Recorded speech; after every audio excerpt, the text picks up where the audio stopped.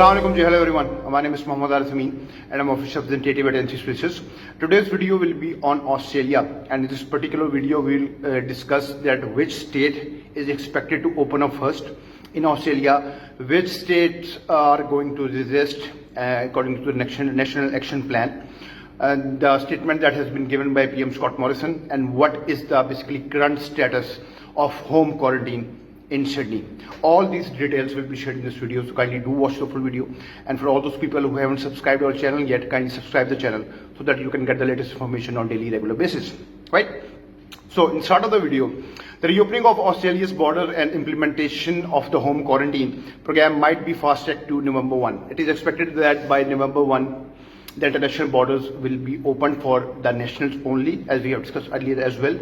And based on the prediction, Sydney would be the first city to resume international travel when the New South Wales passes the 80% mark of the double dose vaccination, which is expected to be completed on October 20.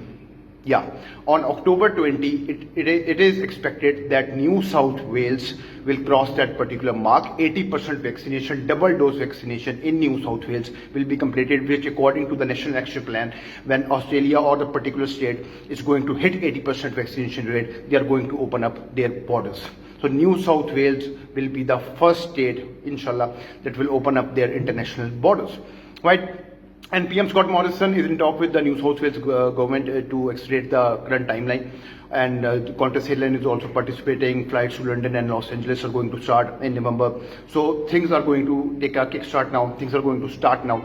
The Premier of New South Wales, according to PM Scott Morrison, the Premier of New South Wales and I have discussing how we can speed our strategy to permit international travel when home quarantine is made available. Now, PM Scott Morrison is totally relying on the home quarantine, which is very important. It is important because paying $3,000 to $4,000 for quarantine is going to be expensive, so they are testing the home quarantine system. The New South Wales government is investigating ways to expedite home quarantine in November, and if that happens, we will be able to act to facilitate the opening of the international border in New South Wales sooner. This is a statement given by the PM Scott Morrison. Morrison stated that earlier restart would also apply to vaccinated Australians wishing to return via Sydney. Now, this particular statement is regarding the stranded Australians who are outside Australia and they want to come back to Australia. They can do that, but via Sydney, because New South Wales will open up its borders and Sydney is in New South Wales. While New South Wales Liberal Deputy Leader Stuart Ayres told media that the current cap on international arrivals would be substantially lifted or scrapped by the end of October or early November. So all the limits on the caps of a particular state, if you talk about, especially about New South Wales, that cap will be removed by the end of October or by the start of November. Now, the main question is about the home quarantine, because PM Scott Morrison is totally relying on the home quarantine system. Now, home quarantine is presently being tested in Sydney, while a 7-day stay initially planned. However, the tourist industry would prefer to see this lowered for a test and release model. Now, 7-day test trial is already on the way. They are already conducting home quarantine test trials with 7 days, right? This is what they are going to do. Like in UK, for example. Yeah, if you are fully vaccinated, you can go there, you can travel there, and you don't have to home quarantine, or you don't have to quarantine for of any sort. But if you are not fully vaccinated, if you have a single dose, or even if you are not vaccinated, you are going to go to UK if you are not in the red list, and you are going to home quarantine for 10 days, right? But in Australia, it's somewhat it is similar in a way. But Australia is saying that even if you are vaccinated, you are coming to Australia and you will be doing home quarantine for 7 days, which we all know that you can take accommodation, you can stay there for 7 days, so it's not a big problem as compared to the hotel quarantine, which will cost you around $3,000 to $4,000. So Australia is planning ahead of time. They want to quarantine people in Australia. They want to welcome people in Australia, because if they are going to impose $3,000 to $4,000 or international students or international community, this will be a huge cost under current COVID-19 situation. So home quarantine is the best option, and PM Scott Morrison is bang on this one, that home quarantine is the key to restart this plan. And on Sunday, New South Wales Premier Dominic Perrottet said he wants to foreign travel to resume as soon as possible, and that the home quarantine program for fully vaccinated person might begin at the end of the month. By the end of the month, the home quarantine system will be online, inshallah. Hopefully it will be online by the end of October.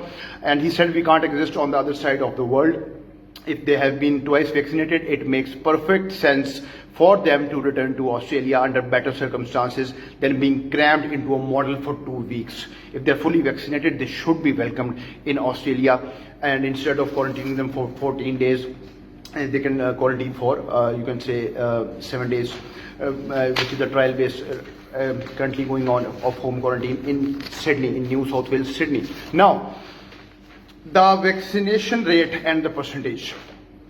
Now, the country is on the track to achieve 80% vaccination rate, fully vaccination, and by November 7. This is what is expected. By November 7, most of the country will be 80% vaccinated, thanks to the largely increased uptake by the New South Wales and Victoria. New South Wales and Victoria have motivated other states as well. They have been hit hard by the COVID-19 Delta strain. The more than 60% population lives in New South Wales and Victoria, and by looking at those particular states and by looking at the rate of vaccination in those particular states, other states have also taken up on that. And they're vaccinating their people as well. The only problem that students, especially international students, are going to face is regarding Western Australia and Queensland. Western Australia and Queensland are not expected to achieve the 80% mark until December 8 and December 12 respectively. Western Australia by December 8 and by December 12. Queensland, they are expected, it is not sure, but about New South Wales, it is more or less it is sure, because 20 October is not far away, so they are going to hit the 80% mark, and and the rest of the country is going to complete the target by the November as well. But Western Australia, it is you can say nobody is sure, but it is expected that they will complete on 8th and 12th of December their vaccination rate. So it means that to conclude this video, most of the Australia is going to be fully vaccinated by November. Fully vaccinated, 80% population fully vaccinated by November. Queensland and Western Australia are expected only to be complete 80% vaccinated by December. Home-based quarantine system are in test trial phase right now in Sydney. Victoria is going to follow New South Wales as well. Borders are going to open by November as far as New South Wales, Sydney is concerned. International borders are opening. They are going to welcome international students as well. Students are getting emails from the universities as well regarding the pilot programs.